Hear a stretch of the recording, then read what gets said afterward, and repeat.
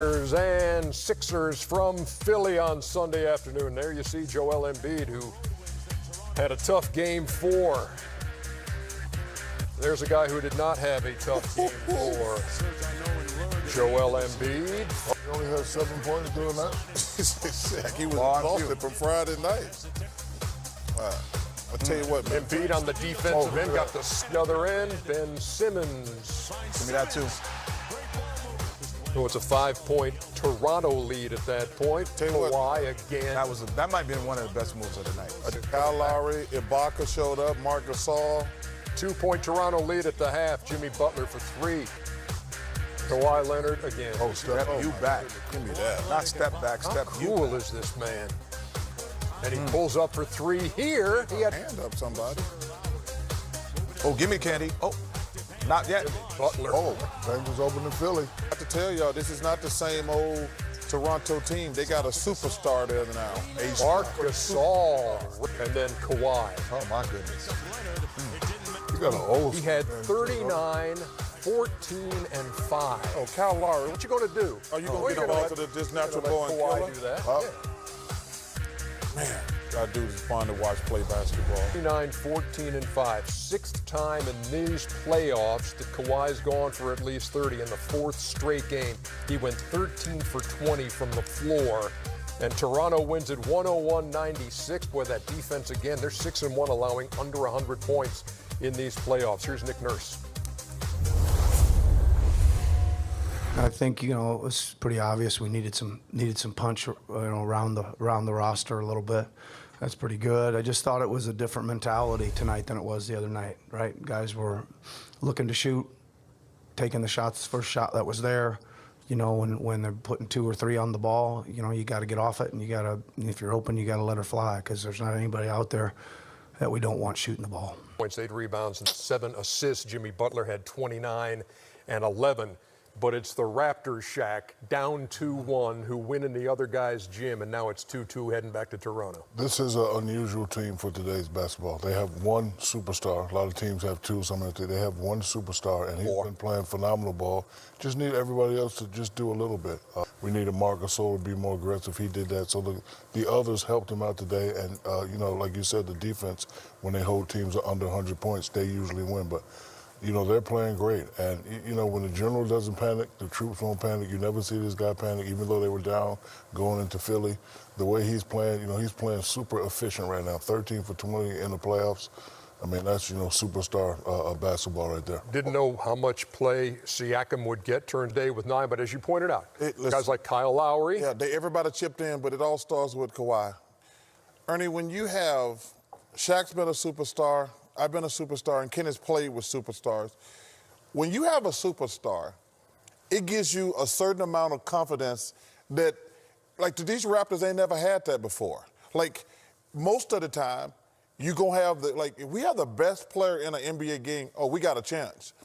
These Raptors have never had that before. They've had all-stars. And there's a difference between, first of all, everybody in the NBA can play. Then there's all-stars. Then there's superstars. Kawhi Leonard is a superstar. And when Siakam got off to an off, he was 0 for 8, I think, at one point today, 0 for 6, I can't remember. But when you have a superstar, those other guys we're good.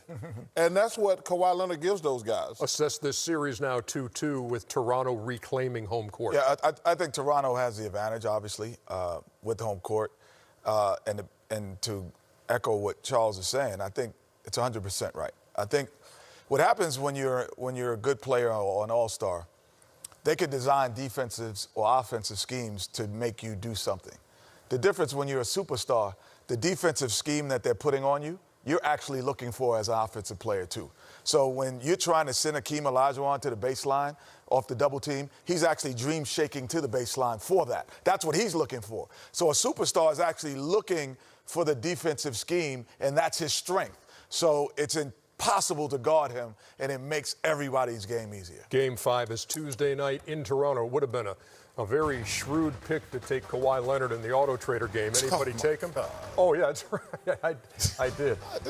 He went for 39, 14, and 5. Well, these guys had Tobias Harris. He went 5 for 23. And I'm still beating you. You have Dame Lillard. Yeah. Show it. I need 50 tonight, Dame. Mike, get it. I need 50 tonight.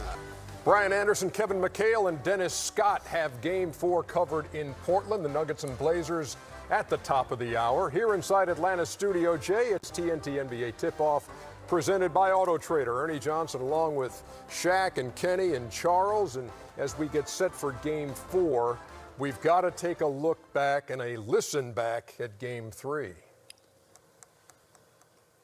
31.6 seconds remain on the fourth quarter clock. The backdoor cut, Martin. Layup is good. Good. Triple overtime in Portland. 140 to 137.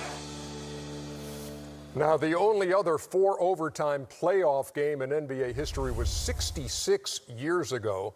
The Celtics beat the Syracuse Nationals 111 to 105. Hall of Famer Dolph Schayes got kicked out of that game for fighting. Bob Cousy had 7 at the half. Finished with 50. 2 players, Red Rocha and Paul Seymour, played 67 of the 68 minutes. Friday night, the Joker played 65.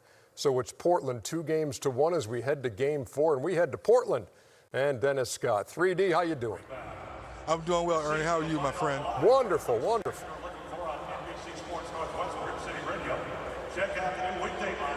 What you got, 3D? Ernie, oh, well, I thought you had another question for me, Ernie. No, say something, Dennis. Come on, big fella. I thought Ernie had a follow-up We just question. like looking at your beautiful face. Well, guys, we all talked about the fatigue and so many minutes being played. But here in Portland, they're excited. Why is that? Because nothing like home cooking. These teams only lost 2 home games since January the 5th. So they're excited. But now on the Denver Nuggets side, Paul Millsap said, I'm 34 years old, now played 48 minutes. I feel great. So I said, Paul, what about your bench? This is what he had to say. Our bench has been the staple of us winning this year. You know, if you ask me, our depth has been unbelievable. So there's no doubt that those guys are going to get back on track. We don't just rely on that. We rely on the full team effort. Coaching staffs and everybody to get the job done. But it's up to us when 1 or 2 guys are slacking, to pick up the slack. And we've been that type of team all year. And guys, there are no back-to-backs in the playoffs, obviously, but talking to Coach Michael Malone, he said this team was 12-1 throughout the season. So he's very confident this team will come out, play good basketball, and let the ball bounce where it may. All right, 3D, thank you so much for the live report. Took a minute, but we got there. Let me just say this. Be nice now. No, he's some discriminating. That's his guy. Let me just say this one. That Friday night game, one of the best basketball games I've ever seen. It was spectacular. You watched the whole thing, too? I did. I kept going. You know what? I was getting tired. And I was like, well, you know what? I watched the second over. And it just kept pulling me in. And it was great quality basketball. Yeah. You know what I was saying? I was saying we had to work that game. Oh, that's it. I can hear Charles right now. It's like Afghanistan. We ain't gonna get out of here until 3:45. Oh, I got something to show you, Shaq. I really want your reaction to this. Because Enes Kanter tweeted out something. He wanted the NBA to take notice. Take a freaking look at this, please. This is in the lane. Jokic, and Kanter's got the separated left shoulder. I like that. And, that's a dirty play. Oh, stop it. Come on, Charles. Shaq. That's a dirty play. Terry Stotts says it's uncalled for. It is. I like that. Stop it. No. Yeah. It's dirty, but you got to test it. I wouldn't call it dirty. I would call it tactical. I remember one time. No, seriously. Tactical? Yes. I remember one time playing against the Spurs. David Robinson was killing me. But I remember reading that he had a sore back, so I just tried to give him to him just a couple times in the back, just to slow him down a little bit. So if he has to do that to slow the man down just a little bit. Chuckster, I think you're not buying that. Wait, before you say you buy it or not. Have you ever done that, Chuck? Thank you. Yes. Have you ever done yes, it? Yes, he has. So stop it. Yes. Don't give me the... Oh, Chuck, stop it. I'm asking you, or have you done it and now feel bad about it? I mean, you did it in the Olympics, Charles, remember? Against Angola. No, but I'm saying when you know a guy's hurt, when you know a guy's hurt, Charles. Yeah. If you, like he says, he's got a left separated shoulder, and he hit the guy in the left shoulder. I don't like that. I'm not saying we didn't say we don't like it. I'm not saying have you ever done it. Cheap shots. Of course I've done cheap shots. Everybody has. But there's a theory. I don't deliberately go after somebody who's got an injury. That's just cheap wrong. shot, but okay. Yeah. All right, I got you. I like a hard foul, a cheap shot. Yeah, I've done that before. But I'm not going to go after somebody who got a separated shoulder and try to hurt their shoulder. So you don't like that move just to slow them down just a little bit? No. So Kenny, Portland's won 12 in a row in their gym. How does Denver snap that streak? Keep in mind, Denver had lost, 14 in a row in San Antonio, down 2-1 in the series, won a huge Game 4 in San Antonio, and eventually won the series. Ernie, I'm gonna go back. I just remember, because you're not on social media, but the night this side of the room said the Portland Trailblazers are the most clear and present danger to the Golden State Warriors. Everything on my social went crazy. All of my friends, everybody in the NBA texted me, oh, these guys aren't it. And we said, oh, two guys, Rodney Hood and his Cantor. Oh, now Rodney Hood shows up. Because what happens is these, McCollum and Lillard had to make every single big play. They don't have to make every single big play now. They went to Rodney Hood in the fourth overtime, in the post, down 2. In the last 140. Down 2. You just don't. That just allows them. I'll give you your seconds in a minute. It allows you to play basketball and be great. That's all. The Portland Trail Blazers are going to the NBA Finals. I'm doubling down on that. We already got it on the wall. They are going to the NBA Finals. Whether it's the Warriors or the Rockets, the Portland Trail Blazers are going to the Finals, period. However, today is a must-win. For who? For Portland.